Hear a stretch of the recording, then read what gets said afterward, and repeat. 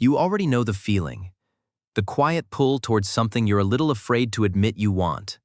And most people spend their whole lives explaining why it isn't practical. But what if that pull was never a distraction from your life?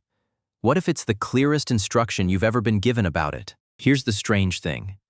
Almost everyone has felt it. That tug toward a particular kind of work, a subject, a craft. And almost everyone has talked themselves out of it. We treat passion like a luxury, something you'd get to if the bills were paid and the timing were perfect. So we set it on a shelf.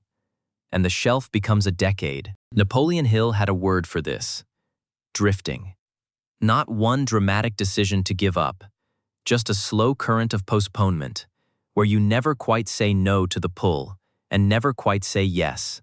And a life can drift a very long way. But 9 different teachers, a Zen philosopher, a best-selling novelist, a self-made businessman, a monk-like meditator, and more, all landed on the same quiet correction.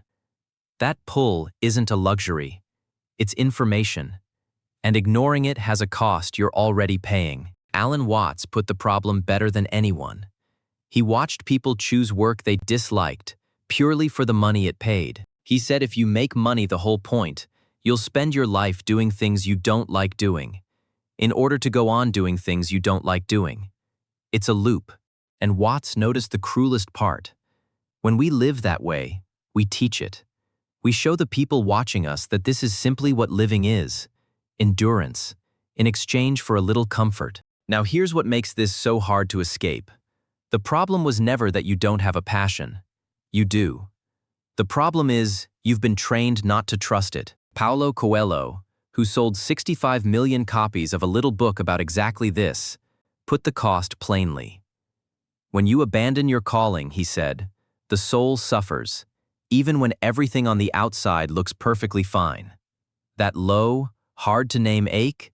For a lot of people, that's what it is. So here's the reframe. You already have the signal. The real question isn't what's my passion. That question makes you feel broken for not already knowing. It's quieter and more useful. How do you learn to read the thing you've been ignoring? So here's what I'll walk you through. 3 things. How to recognize the signal, how to turn it into something real instead of a daydream, and the one paradox that traps almost everyone, and how a monk who built a company by accident quietly solved it. By the end, you won't just believe you have a life's work in you. You'll know the next step to take toward it. This week, start with Watts's famous question. He'd ask his students one thing: what would you do with your life if money were no object? How would you really enjoy spending your time? And watch what that question does. It's not a fantasy, it's a diagnostic. Strip away the money, and whatever's left standing, that's the signal. That's what you're actually for. Abraham Hicks says the same thing in a different language. Your emotions are a guidance system. Excitement, that little quickening, it's a yes, pointing you toward what's yours. Boredom and dread are a no. You've had the instrument the whole time. You were just taught to override it with what's sensible. One caution, from Eckhart Tolle. There are 2 kinds of purpose. Your outer purpose is what you do, the form, the job, the craft. But your inner purpose is how you do it. Awake, present, fully here. Chase only the outer, and you'll arrive somewhere impressive and still feel empty. The signal points at the outer, but it's only satisfying when the inner is switched on too. So, the flame isn't decoration. It's a compass. It leans towards something. And most of us have spent years pretending we can't feel which way it's pointing. Here's the tell. The real signal usually comes with a little fear attached. Not dread. That quickening that says, I want that, and I'm scared to say it out loud. That charge is the arrow. Follow the thing that both lights you up and slightly scares you. But a signal you never act on just becomes a nicer kind of regret. So the second move is the one most people skip. You have to turn the pull into an aim. Napoleon Hill spent 20 years, commissioned by Andrew Carnegie, studying 500 successful people, and he found one thing underneath all of them. He called it definiteness of purpose. A clear, specific, emotionally charged aim that pulls all your effort in one direction. He said it was the single trait separating the few who arrive from the many who drift. But Hill was specific about the kind of desire that works, not a casual preference, a burning desire, one you write down in exact terms and return to daily until it stops feeling like a hope and starts feeling like a memory of something already on its way. The intensity isn't drama, it's what tells your deeper mind this one is real. And he drew a hard line between a wish and an aim. A wish is vague, I'd love to do something meaningful someday. An aim is specific, written down, and charged with feeling. The wish builds nothing. The aim organizes everything. Gary Keller, who built one of the biggest companies in his field, made this practical. Don't map the whole staircase. Ask one question. What's the single most important thing I can do next? The one that makes everything else easier or unnecessary. And here's the reframe that changes everything. Joseph Murphy said, "The desire itself is the evidence." You don't feel a genuine pull towards something you have no capacity for. The longing is proof the ability is already in there, waiting for a definite aim to organize it. So the aim is the container. The desire is the water. And most people have plenty of water. They've just never built the container. Name the specific thing, write it down, choose the next step. But if you've ever tried to decide and pursue, you've hit the wall. Because the teachers seem to flatly contradict each other here, and the contradiction is where most people quietly give up. On one side, decide. Hill says, fix your definite aim and drive at it. Neville Goddard says, assume it. Live as if it's already yours. You author the path. On the other side, let go. Michael Singer says you can't think your way to your calling. You have to surrender to what life is actually asking of you. Two opposite instructions. So which one is right? This is the trap. You either force it, white-knuckle a plan, panic when it stalls, or you go passive, waiting for a sign that never quite arrives. Grip too hard, and you smother the flame. Don't hold it at all, and the wind takes it. Michael Singer's own life is the strangest evidence here. He was a meditator who wanted solitude, nothing else. But he made one rule for himself. Stop letting his likes and dislikes run his choices, and just say yes to whatever life actually put in front of him. One yes led to another. That chain accidentally built a multi-million-dollar software company he never set out to create. The work found him, precisely because he stopped defending his preferences long enough to let it. And maybe you're thinking, fine, but I still don't know which one my calling is. Watts would say, of course you don't, not with certainty, not up front. You're trying to grab the future with a hand that only exists in the present. Certainty isn't the thing you need before you move. It's what shows up because you moved. Here's the resolution, and it comes straight from Eckhart Tolle. The two sides were never really fighting. Surrender, he says, does not mean inaction.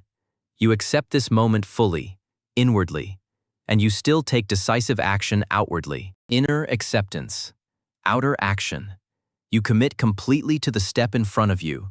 That's the choosing. And you let go of exactly when and how it has to pay off. That's the surrender. They're the same move, at two different scales. Read Hill and Singer again with that in mind, and the contradiction dissolves.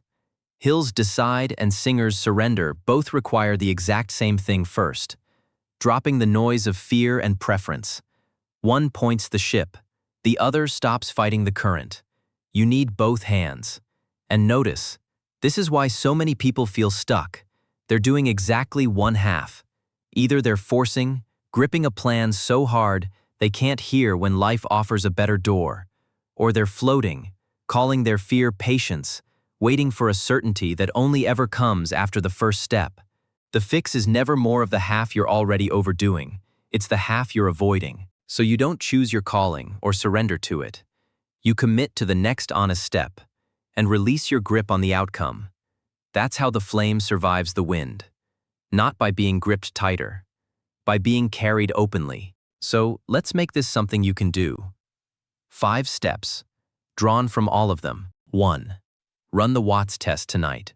Money's no object. What would you actually do with your days? Write down whatever answer both excites you and slightly scares you. Don't edit it for practicality yet. You're just locating the flame. 2. Turn that into one definite aim. Hill's move. Not "I want meaningful work." The actual, specific thing, written in one present tense sentence you could read to a stranger. Then, using Keller's question, name the single next action that moves it this week, and make it small enough that you can't talk yourself out of it. A calling isn't built in a leap. It's built in the smallest step you'll actually take. 3. Borrow Goddard's practice. Each morning, and in the drowsy minutes before sleep, assume the feeling of already being the person who does this work.